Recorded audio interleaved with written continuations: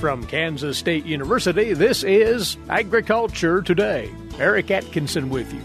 Coming up today, K-State's Chris Little will talk about the university's latest research into means of controlling sudden death syndrome in soybeans, advances in variety resistance to SDS, as well as other management approaches that he and colleagues are exploring.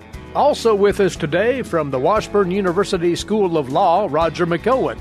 He'll go over several things that you prospective buyers of farmland should look into before making that purchase to assure there are no liabilities or undisclosed legal commitments attached to that property. He'll go over some examples.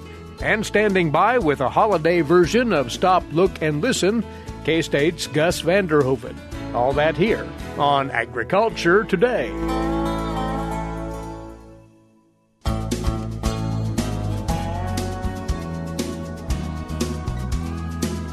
You're listening to Agriculture Today. The subject we'll take up on this segment is all too familiar to you soybean producers in Kansas and elsewhere. It's been one of those prime disease topics in recent growing seasons, and researchers here at Kansas State University continue to work on tactics against sudden death syndrome, or SDS, in soybeans. Among them, our guest now, research plant pathologist here at K-State, Chris Little, joins us once more. Good to have you back, Chris. SDS, it has become a headache, and then some in soybean production areas, has it not? Sudden death syndrome, soil-borne disease of soybean, affects the roots, of course, and then you can really visualize those symptoms above ground as that chlorosis or yellowing or necrosis of the veins that shows up, suddenly. So after rainfall or saturated soils, that kind of thing, we can see the appearance of the disease in the field. As I said, it's really a root pathogen. It lives in the soil, attacks the roots, colonizes the roots early on, and then begins to make toxin that is moved through the plant that causes those above-ground symptoms that many folks have seen. And certainly you can Google sudden death syndrome and see lots of great symptom pictures, and you'll be able to recognize it very easily. So that's going to continue to be a really important topic, I think, on the pathology side and the breeding side and the extension side, and we're not going to eradicate it, so we have to use different kinds of control methods to get at it. Now, one thing I have to say is that most people have heard about the connection between soybean cyst nematode and sudden death syndrome. They sort of follow each other or are partners in crime a little bit, not always, but a little bit out there. And so I think one thing that growers can do, and a number of years ago, lots of research sort of showed that just getting your soil tested for SCN populations and the race and making sure you're deploying the right resistance source for your soybeans to SCN seems to also help with keeping any potential SDS at bay as well. So that's a little trick that producers can use to make sure they're managing their SCN, and they might also be able to manage their SDS. There's no full-blown resistance to SDS, though, is there? No, it's more of a tolerance, more of a moderate resistance. And when I say tolerance, what I mean is that the plant might show a lot of symptoms, but you still get good yield at the end of the season. Or moderate resistance, a little bit different, saying that, you don't have complete resistance, like perfectly healthy, beautiful plants, but maybe less symptoms in a moderately resistant plant compared to a susceptible plant. Now, I think one thing that's really important is that's really the first thing, other than checking your SCN numbers out there. Always do that, of course. Right. But you can check your seed provider and try to get some information about the seed selections that you make.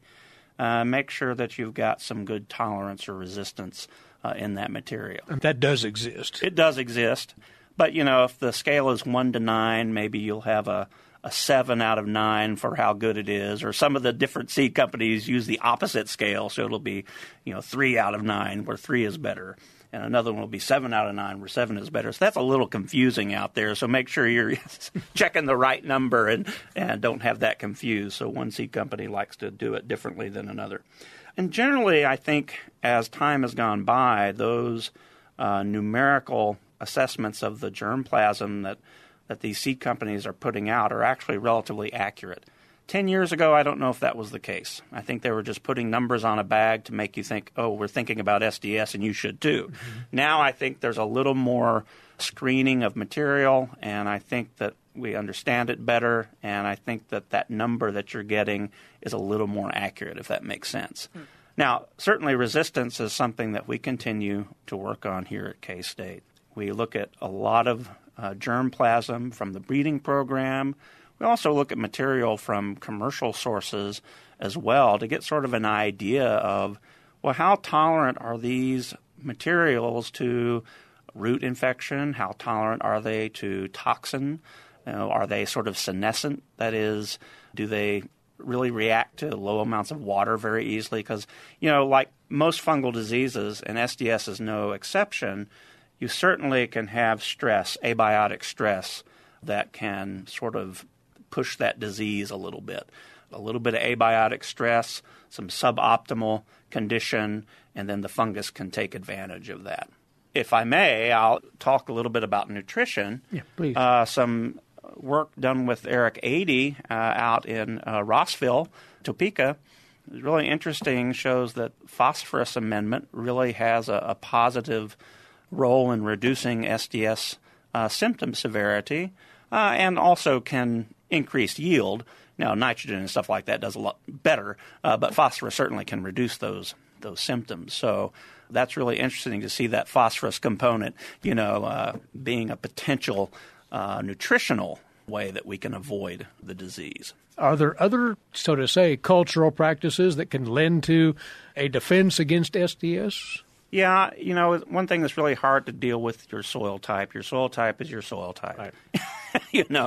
And your environmental conditions where you're producing are your environmental conditions. So, again, I just want to reiterate that resistance, in the context of where you're working.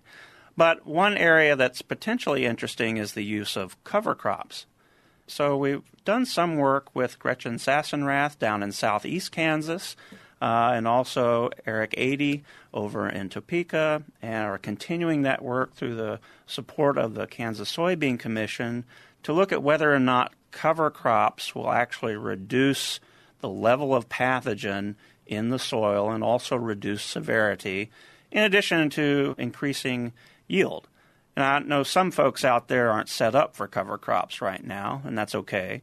That won't be an option for you, but there's a lot of producers out there that are very interested in cover crops, using like a mustard, for example, or rye or some other type of cover crop. You can increase your moisture, you can decrease plant stress, you can have a lot of good increased nutrition, improve the microbial components of the soil. These are called green manures also. Right. Anything that you can do to make those kinds of natural amendments can have positive effects, but sometimes it's really hard to get a handle on what part of this is actually doing something and is it doing anything. So that's certainly one area that we're interested in right now on a number of fungal pathogens in soybean, is whether or not mustard, the Brassica juncea, Indian mustard, or brown mustard it's called, has any positive effect to decreasing root diseases. And so that's some of the research that's sort of in progress. We're actually looking at the direct ability of the plant extracts to reduce growth of the pathogen, and also incorporation of vegetative material, flowering material, senescent material from the mustard into soil, incubating the pathogen in the soil and seeing, does this plant material from the cover crop actually affect the way the pathogen can survive over time, then perhaps reinfect new plants. So that's sort of long-term study that's going on right now for SDS and also for charcoal rot too, another fungal pathogen that's very important for soybeans. So I'm kind of excited about that work, and maybe we'll get some interesting results from that. I think we already are. For the here and now, one would presume, though, Chris, that standard cash crop rotations would lend some defense, or at least break that cycle to a point. Yeah, it turns out that Fusarium virgiliforme, which is the fungal pathogen that we're speaking of, is not able to be a pathogen of every crop. So, rotate to a crop that's a non-host. We have a little bit of evidence to show that Fusarium can survive on some corn stubble, but not very well. But wheat, not at all. There's no interaction between Fusarium virgiliforme and wheat. So if you're in a soybean wheat rotation, that should do a pretty good job of reducing those pathogen levels. The same is true with sorghum. And I'm always going to be pro-sorghum because I work on sorghum and I love sorghum. Sorghum's not a host of Fusarium virgiliforme. It has other Fusarium species that it likes, or that likes it, I should say. And, that's a good rotation crop, especially if you're in a kind of a drier part of the state. Stick your sorghum out there and you'll not only reduce Fusarium virgiliforme, but you'll reduce SCN numbers as well. Well, sudden death syndrome remains a target of interest here in research at Kansas State University, but producers need to do their part to stay on top of this too. Yeah, and what I really want to just put a shout out to the Kansas Soybean Commission, who's done a great job of supporting soybean sudden death research at K-State Research and Extension. Well, again, it can be ultra costly for the soybean grower if it sets in SDS, and hats off to you and all of your colleagues here at K-State for coming up with further answers against this pathogen. Chris, thank you for the update, as always. Thanks. I'm glad to be here. Plant pathologist here at Kansas State University. That's Chris Little, once again talking about that disease problem in soybean production, some of the ideas they're coming up with in contending with sudden death syndrome, or SDS. Here on Agriculture Today.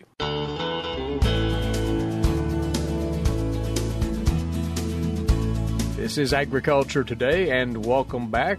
Now, our regular visit with Professor of Agricultural Law and Taxation at the Washburn University School of Law, Roger McEowen. We'll talk of farmland purchases this time around, Roger, and that's not a nominal thing these days with the going rate of land prices substantial now. You put an article out just recently on considerations when buying farmland, and this to basically assure a transaction that has no legal strings attached, we'll put it that way. And you want producers to think about several things before they commit to such a purchase, right?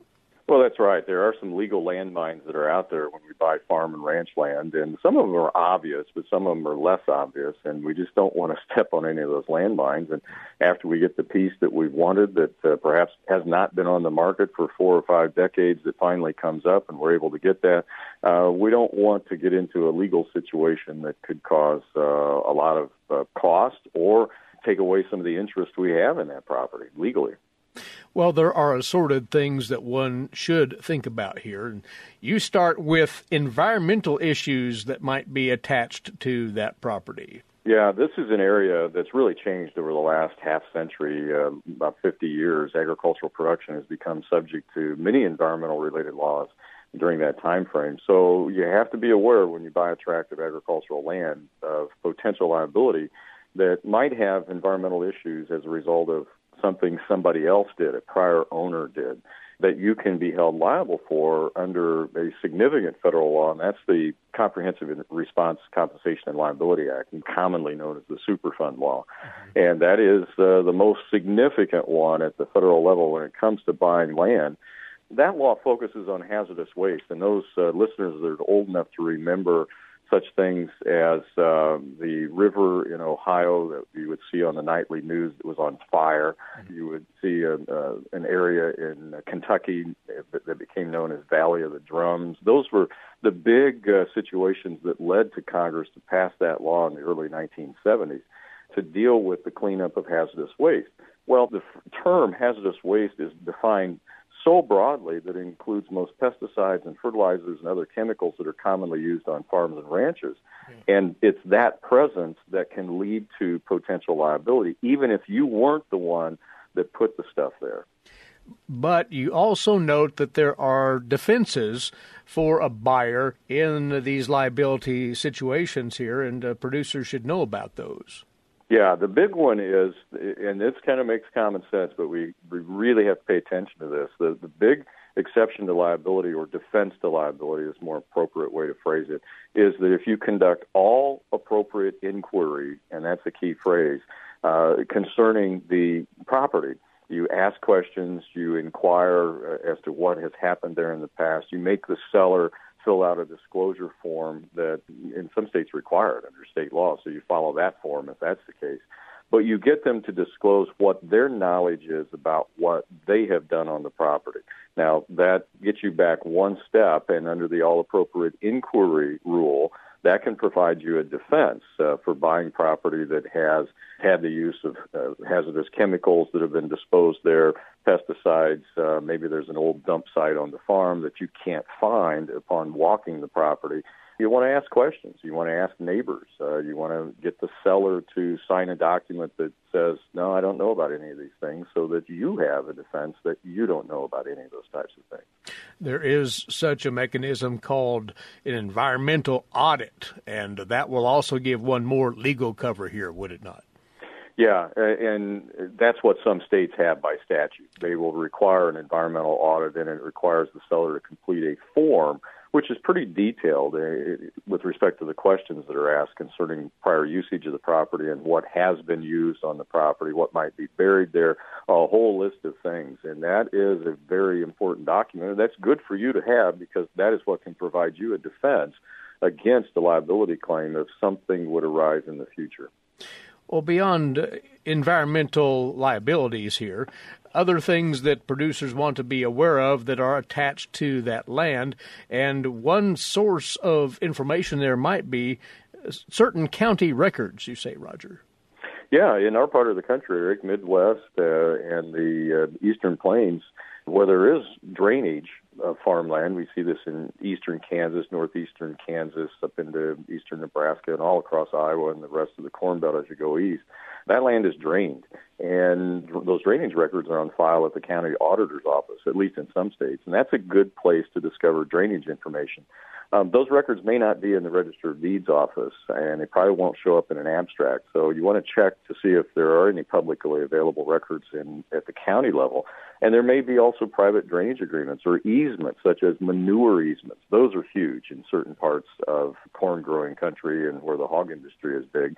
Those might exist, too, and those will likely be recorded on the land records in a particular county, and so you want to check those types of things. So do your research there, as well as anything pertaining to government programs that would be linked to that land, and USDA offices can be very useful in that respect. That's right. Many sellers will choose to make all of their farm program records open concerning a particular farm when they're selling a farm. So that can be a good way to get access to USDA maps and documents. It's also going to show you as the buyer if there are any government contracts or easements on the property. And you're going to be able to determine whether that land's in the CRP, whether it's in the Wetlands Reserve Program, whether it's in some type of other governmental program. And also that information that the USDA offices have can allow you to determine if any of that land is highly erodible or has wetland status. And those are things that can impact value. So that can affect your purchase price. And you want to be sure of what your restrictions are that you're subject to when you buy the property, and you want to pay an appropriate amount and not pay more, thinking you're going to have full access to use that property however you want to, but not be able to then if it's highly erodible or in some other classification that would impact its value. So there's really a lot of power and knowledge on that. Similar to that, any leases that might be intact and, again, attached to or relating to that land, you have to be fully aware of those, don't you, before you write a check for land? Absolutely. And this is one area, it still amazes me, the confusion that's out there on this. I've talked on this issue for 30 years, and you would think that we would all be straight on this now, but we're not. And that is the fact that in Kansas, when farmland is sold, it is sold subject to any existing lease agreement. The sale does not cut off the tenant's rights. I continue to hear that even by sellers of real estate, brokers of real estate. That is commonly misunderstood. But the lease goes beyond the sale unless there's a written lease that says it terminates upon sale, of course. So you're going to buy the farm ground subject to an existing lease. Well, you want to know if there is a tenant that's out there. You want to know what the term of that lease is. But most farm leases are short-term, and they're often oral leases that are going to automatically renew every year on the same terms and conditions. And then if you buy the property subject to that oral lease, you as the buyer are the one that will have to follow state law to give effective notice of termination to cut that tenant off. But you may have a period of time where you're subject to dealing with that existing tenant. And also in Kansas, we have the possibility that there may be subsurface tenants also. So it's not just a crop tenant or a pasture tenant. You may have a subsurface tenant too, and you want to be aware of that. It might be a mineral lease. Is there a hunting lease on the property? Is there any other type of land use agreement?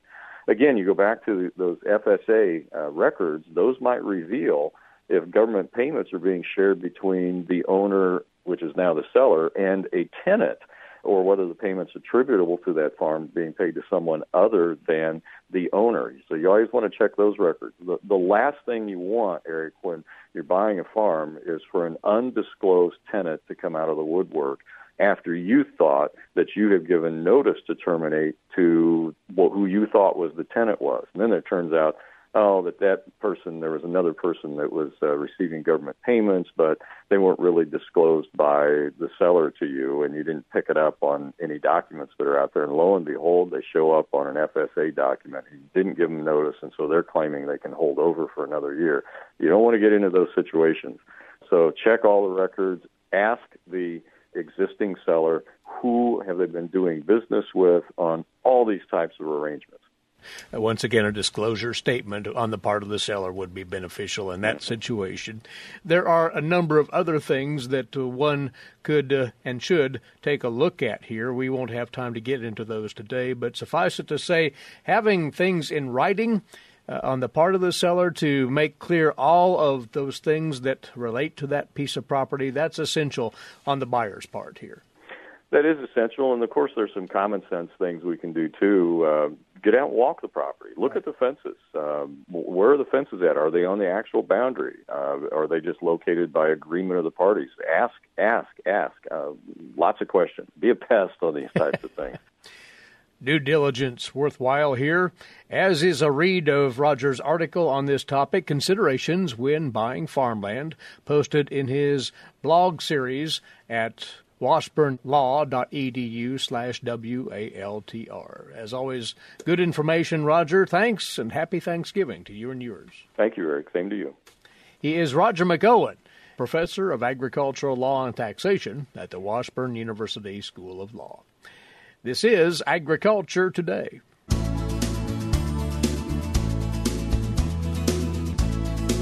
This is Agriculture Today.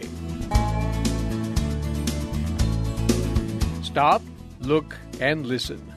It is at this time of year that mailboxes add extra meaning to our lives.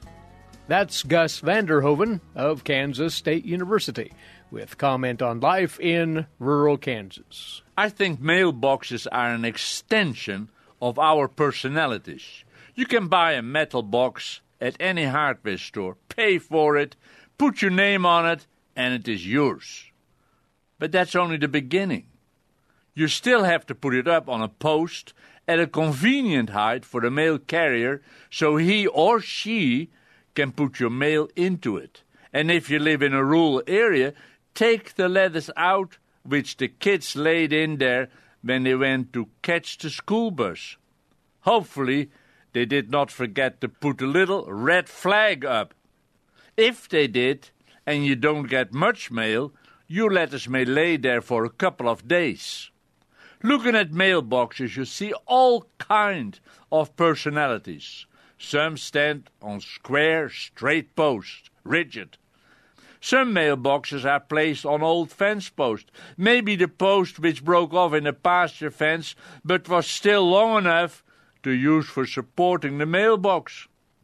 The box wobbles a bit when the wind blows, but it holds the mail. Some mailboxes are really classic. They have a welded figure made out of a piece of scrap metal, a cowboy riding his horse. The horse's head being the mailbox with some fancy ears added, or a fisherman catching the big one, a bill. Other mailboxes stand as if a snake charmer stretched a chain, all links frozen rigid, or the box is attached to the end of a single-bottom plow, plowing wind. But whatever way your mailbox faces the world, on a crooked Osage orange or limestone post, it stands there patiently waiting for a mail carrier to come by, to open the lid and put in the letters. At this time, the holiday mail. It's only a meeting of a few seconds a day when the pickup truck swerves off the road and follows the well-worn, one-sided rut which slowly pushed the post holding the mail backwards. Once the mail truck is gone, the mailbox stands alone again, watching the traffic go by throughout the season. Standing there, holding the mail, it can contemplate, perhaps listen to the wind, softly or fiercely blowing through the now dried stalks of the sunflowers, which last summer nearly hit the metal box. When the snow covers the post, the eddies of the wind create a final detailed sculpture with the drifting snow. But the coolest wind cannot freeze the metal box because of its contents. The mail, letters from perhaps anywhere in the world, from children to parents, parents to children, grandchildren, brothers, sisters, friends. Coming to get the mail may be footsteps which move slowly across the well-worn path. It may be 2 feet and a cane. Or it may be the rustling feet from youngsters rushing to the box as the mailman pulls away. They wave and shout to him, which he acknowledges with a smile. Wherever your mailbox stands, on a post at the end of the driveway in the lee of the windbreak, or under the old cottonwood, or simply on the high plains where the wind comes from the north, and where there's no shelter except for the 4 strands of barbed wire. I like to add my holiday wish that your mailbox be filled with good news from friends far and wide. Happy Thanksgiving. Gus van Der Hoeven of Kansas State University with his weekly commentary on life in rural Kansas. And we bid you a happy Thanksgiving as well. Please rejoin us right here next Monday. Until then, Eric Atkinson for Agriculture Today over the K-State Radio Network.